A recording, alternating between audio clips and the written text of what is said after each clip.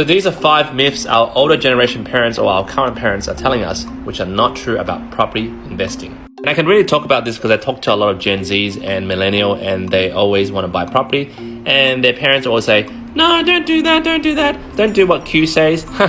Myth number 1 that older generation parents say to people who take out a mortgage to buy their first home, and they'll yap in your ears that you gotta pay off your house. You gotta remember, you gotta pay off your house. Pay it off now. That's definitely a myth where our grandparents told our current parents, and then our parents are telling us. But it doesn't make sense in this new financial era. You can say, for example, your whole ideal goal is to pay off that house. Put as much money into it, pay it off. So what? What do you do with all that equity? It's just sitting there. What are you gonna do with it?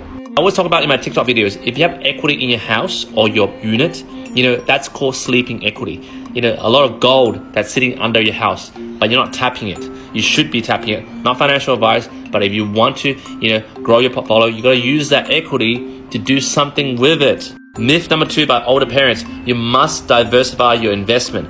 Don't put everything under one basket. Oh, this is not financial advice, this is my personal opinion. Usually, financial planners harp on about, you gotta diversify shares, yada, yada, yada. But I beg to differ. I reckon diversification leads to average income. And to quote Warren Buffett, why diversification is only required when investors do not understand what they're doing. To quote Robert Kiyosaki over here, is that many financial advisors recommend that you diversify for your own protection. What they fail to tell you that is also for their own protection, since most financial advisors cannot tell you exactly what stock or mutual fund is a great investment.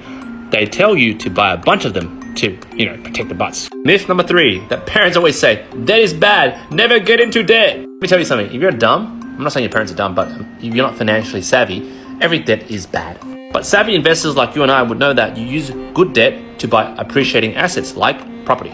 Myth number 4, that parents always yap in our ears, the rich are lucky, you can't be rich. They're rich because they're born like that. That's exactly what my parents told me. Post-Vietnam War, the whole Vietnam crisis, they all came here via refugee visa, and I came to Australia. And the first thing they told me is just assimilate, fit in, keep your mouth shut, and just work hard. Don't think about buying all this stuff. That's just white people stuff. There's no place for you for that.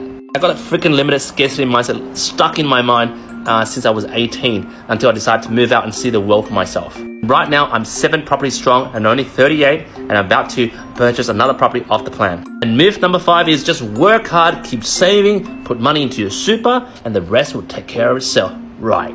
Because they always feel that investing in property is risky, it's complicated, you're never smart enough for that. They pass on this generational mindset virus to you so that you can pass on to your kids. So guys, jump in the comments, tell me what you think about these myths. What do your parents tell you that are myths that you should bust?